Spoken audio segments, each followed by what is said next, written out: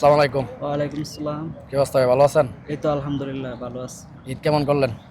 আলহামদুলিল্লাহ ভালোই করছি। বেতন টেতন পাইছেন? হ্যাঁ, বেতন পাইছি। মালয়েশিয়া আসছেন কত বছর হয়েছে? মালয়েশিয়া আইছি আপনার ১.৫ বছর। ১.৫ বছর হয়েছে। তো ১.৫ বছরে যে টাকা পয়সা রেন্ট টেন্ট ব্যাংকে আইছিলেন, কভার করছেন? রেন্ট কিছু দিছি, কিছু বাকি রইছে। তো এখনো কভার করতে পারেন নাই? এখনো বাকি আছে কিছু। তো আসার পর থেকে কি কাজ কাম ঠিকভাবে করতে পারতেছেন? এই আসার পরেতে আল্লাহর রহমতে ঠিকঠাক মতনে কাজ করতে পারছি। তো যে ইচ্ছা স্বপ্ন নিয়ে আইছেন মালয়েশিয়া, কি মনে হয়? এটা আল্লাহ ভরসা, আল্লাহ মালিকে যেটা রাখছে। মনে হয় এরপর তো কাজের পরিস্থিতি দেখে তো বোঝা যায় যে না কাজের আপনার- পরিস্থিতি বুঝে মনে করেন যে বোঝা যায় যে আল্লাহর রহমতে সুবিধা আছে, ভাঙতে ভালো পারবো, আছে। রেন্টের ভালো আছে আলহামদুলিল্লাহ। এবারে এখন তো বর্তমানে অবৈধ লোক যারা আইতাছে শুনতেছি যে এদের কাজের ব্যাপারে কাজ টাজ ঠিক মতো হইতাছে না, এগুলা কি আসলে সত্য নাকি? এগুলি আসলে সত্য, যারা অবৈধ আইতাছে তাদের কামকাজের একটু অসুবিধা আছে, কাগজপত্র নাই, পাসপোর্ট নাই।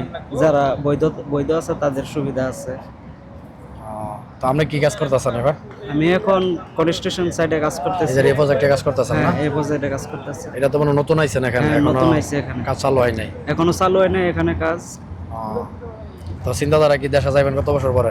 চিন্তাধারা আছে দেশে যাবো, আল্লাহ যদি বাঁচে লাগে 2028 সালে দেশে যাবো। 28 সালে দেশে যাবেন। তো এখন যে ঈদ আইছে কালকে তো বাংলাদেশি, তো ঈদের খরচ টরচ দিছেন সবাইরে? ঈদের খরচ টরচ দিছি, আল্লাহর রহমতে কিছু দিছি, বাড়িতে নিজের কাছে লাগছে কিছু।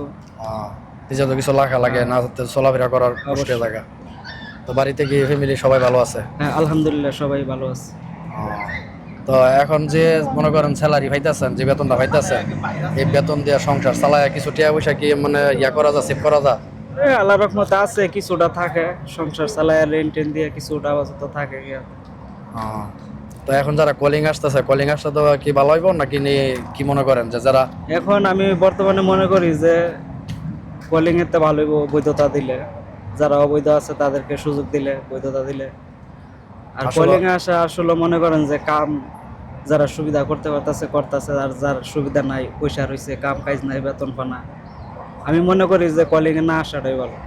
এরপর আরেকটা জিনিস হচ্ছে বৈধতা দেওয়া, এটা তো সরকারের বৈধতা, বিষয়টা, দ্বারা আমরা সরকারের কিছু বিষয়। করতে পারি না, হয়তো দিলে আমাদের জন্য সুবিধা হবে। অবশ্যই সুবিধা, আমরা অনেক প্রবাসী বাংলাদেশি এখানে অবৈধ আছে। অবশ্যই। তো যাক, সব ভালো থাকেন, ইনশাল্লাহ আপনার সাথে আবার কথা হইব। হ্যাঁ।